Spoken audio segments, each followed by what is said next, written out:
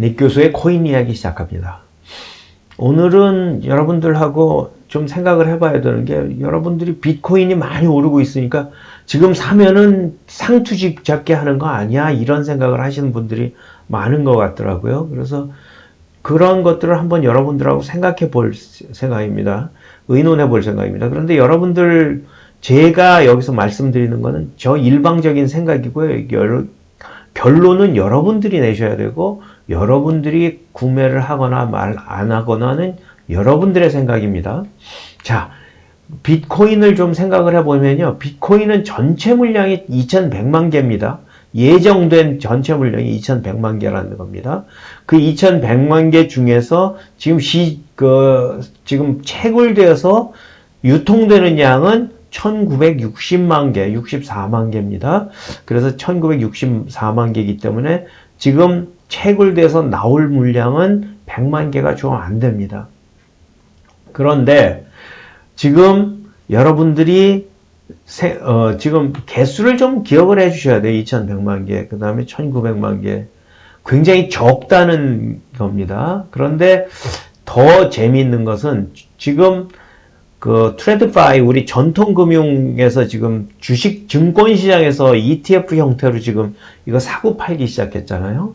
그랬는데 재미있는 건 트레드파이는 속도가 느리다는 겁니다. 그래서 1월 14일부터 600억 불 정도의 달러가 들어왔지만, 유입이 됐지만, 그 증권시장에 있던 것들이 크립토 시장으로 유입이 돼서 구매를 했지만, 그럼에도 불구하고 이제는 트레드파이는 워낙 느리기 때문에 창구에서 판매하기 시작한 건 이번 달부터라는 거예요. 1월 14일부터가 아니고 이번 3월 달부터 팔기 시작했다 하는 겁니다. 그러니까 트레드파이 그 전통 금융의 특성으로 볼 때 몇 달간 계속해서 그 구매 압력이 있을 거다 하는 겁니다.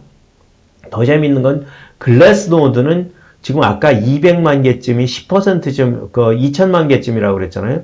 2000만 개 중에 약 10%만 거래소에 나와 있는 물량이라는 겁니다. 10%만 나와 있다는 건 무슨 뜻이냐 하면은, 여러분들이 2100만 개 중에서, 2000만 개가 지금 마이너로, 2000만 개 중에서 겨우 한 200만 개가 지금 손을 바꾸고 있다는 겁니다. 굉장히 적은 양이죠.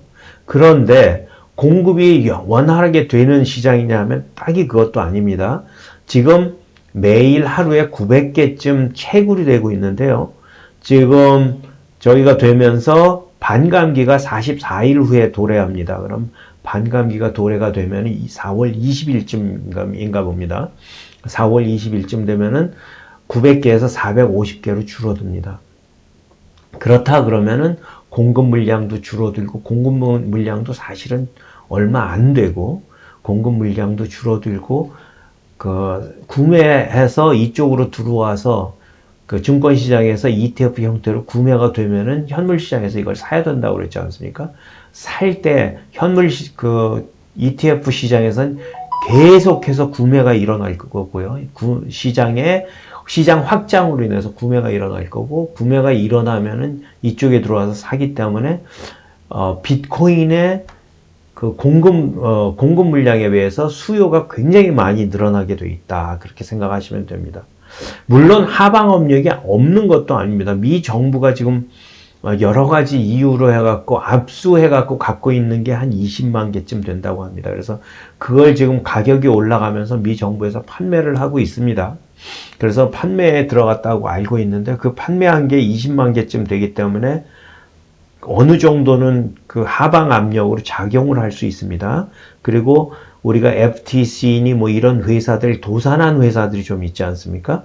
그 회사들이 이제 BTC를 청산하면서 빚을 갚아야 되는 경우가 있어요. 그래서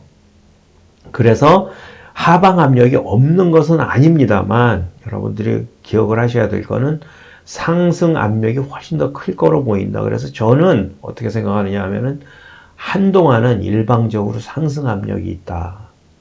그래서 제가 말씀드린, 어떤 분들은 뭐 이게 4월 중순 되면 이게 조정을 한번 받을 거다, 이렇게 생각을 하시는데요. 저는 다소 다르게 생각합니다. 비트코인은 다른 코인은 조정을 받을 수 있지만 비트코인은 상승 압력이 훨씬 더 크기 때문에 한동안은 일방적으로 상승 압력을 받고 있고 받을 것이고 그리고 굉장히 많이 상승할 것이다 이렇게 생각을 합니다. 왜냐하면 쇼티지가 올 거라 이렇게 생각을 합니다. 자, 그 다음에 그거 말고 이더는 어때요? 이더는 며칠 사이에 굉장히 많이 올랐습니다. 그래서 지금 갑자기 4,000불이 되는데요. 제가 며칠 전에 3,600불에서 말씀을 드렸던 것 같은데 갑자기 4,000불이 됐어요. 하루에 지금 15%씩 오르는 중입니다.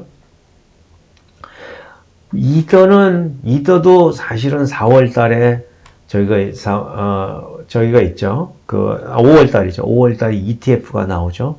그 전까지는 계속 비트코인의 상승 압력을 따라갈 거고요.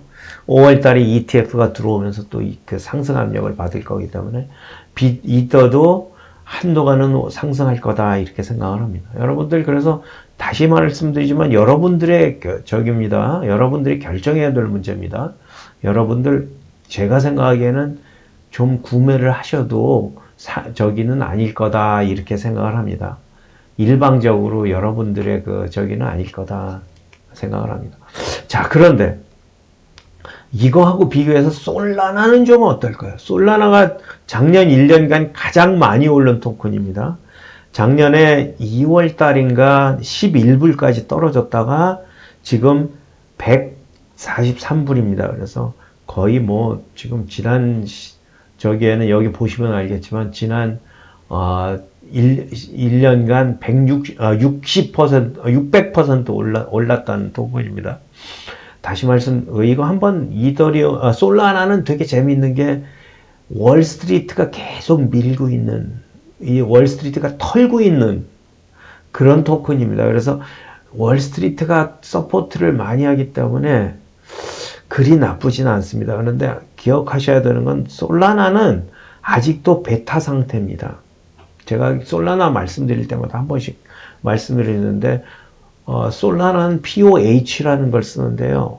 그 POH가 기술적으로 완벽한 기술이 아니에요. 제가 항상 의문점을 갖고 있는 POH, POT 같은 건 잘 안 되는 프로토콜이라고 제가 말씀을 드렸는데요. 사실 그렇습니다. 지난 2월 달에 네트워크가 5시간, 이 솔라나 블록체인 네트워크가 5시간 죽었다 살았습니다. 그래서 아직도 베타 상태이기 때문에 이게 좀 어려움이 가격이 한번 떨어졌다가 다시 올라가기도 했는데요. 이게 그럼에도 불구하고 월스트리트에서 밀고 있는 거기 때문에 그리고 마케팅을 되게 잘해요. 이거 마케팅을 이더리움 킬러라고 그러면서 지금 계속 마케팅을 하고 있었는데 저는 솔라나보다는 이더리움을 사시는 게 훨씬 더 나을 거라고 생각을 합니다. 솔라나는 지난 1년 동안 600% 올랐기 때문에 정말 이거는 상투 잡을 개연성도 있는 코인이다 이렇게 생각을 합니다. 물론 월스트리트에서 밀고 있기 때문에 제가 말씀드리는 건 제 의견일 뿐입니다. 결정은 여러분들이 하셔야 되고요. 그래서 블록체인이 이렇게 해서 바뀌었는데 지금 비트코인이 이렇게 갑자기 상승하고 메인스트림의 마켓을 타면서 이게 상승하고 있는데요. 결론적으로 이런 것들의 미래는 어디 있을까? 저는 한번 생각을 해보게 되는데요. 이거는 정치적 변화도 가져오는 이런 변화일 거다 이렇게 생각합니다. 특히 비트코인을 법정화폐로 만들었던 엘살바도르 같은 경우는 지난 3년 동안 맨날 욕먹었는데 이게 비트코인이 굉장히 많이 오르면서 굉장히 탄탄한 정치적 입지를 가질 거고요. 비트코인을 법정화폐로 만들고 싶어서 막 망설이던 국가들이 한 대여섯 개 있었습니다. 베네수엘라니 이런 나라들, 법정화폐에 굉장히 취약한 나라들이 지금 그걸 하고 싶어 했었는데, 그런 나라들이 굉장히 급히 따라올 가능성이 있습니다. 그러면서 달러가 오일머니로서 역할을 후퇴하고 있는 상태 중에서 이런 일이 벌어지면서 상당한 정치적 변화도 있을 거다 이렇게 생각을 합니다. 또 기술적으로 물론 기술적으로 변화가 있어요. 이 변화가 있을 텐데요. 하나는 퍼포먼스가 상당 부분 개선이 됐어요. 그럼에도 불구하고 앞으로도 그 퍼포먼스에 굉장히 많은 변화가 있을 거고요. 제일 중요한 거는 이 블록체인들이 아직은 통합이 안 되고 통일이 안 됐다는 겁니다. 그래서 블록체인 네트워크가 소멸이 될 거다, 이렇게 돼야 될 거다, 이렇게 생각하는데 이건 기술적으로 좀 복잡한 문제라서 나중에 좀 여러분들한테 따로 독립해서 만들어 설명을 해드리겠습니다. 그 다음에는 금융이 이거 굉장히 많이 변하고 있다. 그리고 변하고 있고 변하게 될 거다 하는 건 보나마나 이건 당연한 문제죠. 그럼에도 불구하고 해결해야 될 문제들은 많이 있습니다. 특히 법적으로 고객 파악 의무라든지 자금 세탁 방지라든지 개인정보 보호가 이루어져야 되는 그런 어려움도 도전해야 될 과제다. 이렇게 생각합니다. 이런 하나하나의 토픽은 하나씩 독립해서 설명을 드려야지 좀 될 정도로 너무 복잡하고 내용이 많기 때문에요. 오늘은 여기까지 하겠습니다. 감사합니다.